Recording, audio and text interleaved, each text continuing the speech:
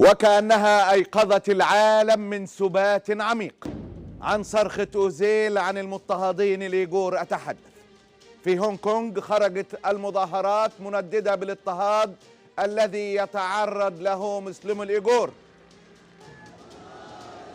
وفي تركيا خرجت تظاهرات حاشدة دعما للمظلومين في تركستان الشرقية. في المسجد الأقصى كان الدعاء والانتصار للمستضعفين الإيغور.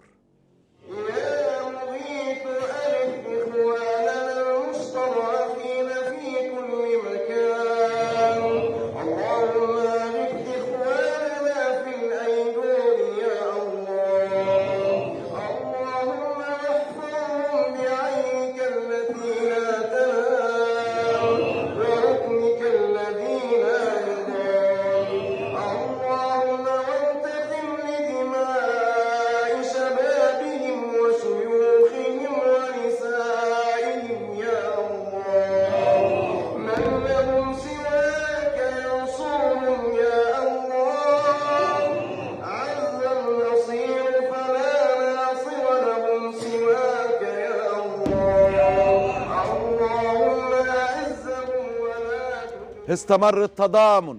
منظمة العفو الدولية أكدت أن مسعود أوزيل اتخذ موقفا مهما في التحدث بشكل علني لدعم أولئك الذين يواجهون القمع الوحشي في شيانجيانغ، وقد ساعد تدخله في زيادة الوعي العالمي بهذا الوضع المفزع.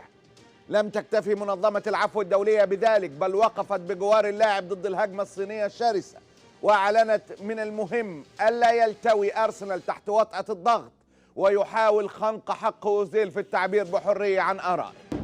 ماهر زين السويدي من أصل لبناني اعترف كما فعل أبو تريكة أن الأمر يحتاج لكثير من الشجاعة لكي يتحدث أحد المشاهير عن الأفعال الوحشية التي يواجهها إخوتنا في الإيغور.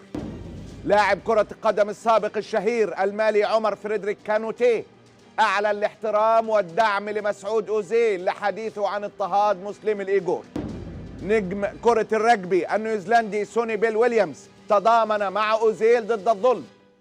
إليسا الإنسانة العربية والنجمة الشهيرة وقفت وقفة رجال. الأخبار الواردة من الصين عن اضطهاد مسلم الإيغور بتصدم. المفروض أنه لما نتطور أكتر بالعلم والتكنولوجيا تزيد إنسانيتنا مش العكس. هالمشاهد ما بتهز بس المسلمين، لازم تهز كل إنسان عنده ضمير وذرة إنسانية. هذا غيض من فيض. يثور هنا السؤال: هل يوجد من شذ؟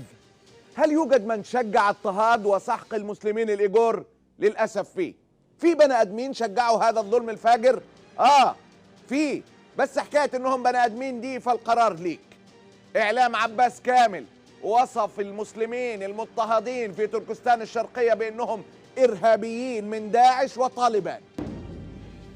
أن هناك العديد من العمليات الإرهابية في شينجيانغ تحديدا يقع على الحدود من أفغانستان، وهناك عدد من مقاتلي مسلمي الإيغور استطاعوا أن يهربوا من إقليم شينجيانغ وانضموا لتنظيم الدولة أو تنظيم القاعدة. 5000 من مقاتلي الإيغور يقاتلون من الآن إلى جانب.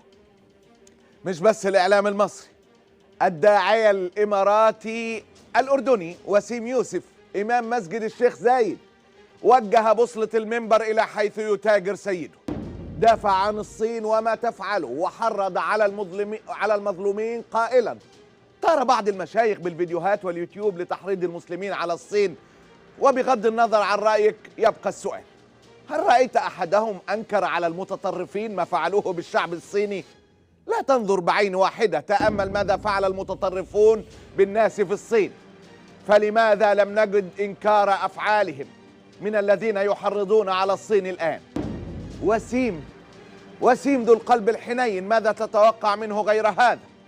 طيب ناقص حد استنكر تضامن أوزيل مع الإيغور؟ الصحفي السعودي عثمان العمير قال لك: فلازم يكتمل مثلث الخير المتعاون دائما على البر والتقوى.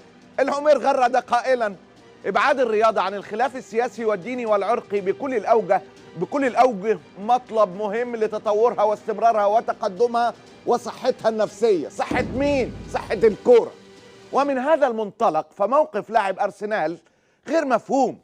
أنت لاعب كرة، قدمك أغلى ما لديك، أغلى ما لديه، أغلى من دينه، أغلى من نصرة بني جلدته، أغلى من إنسانيته، أغلى من مبادئه، قدمه أغلى من كلمة حق في وجه عالم جائر.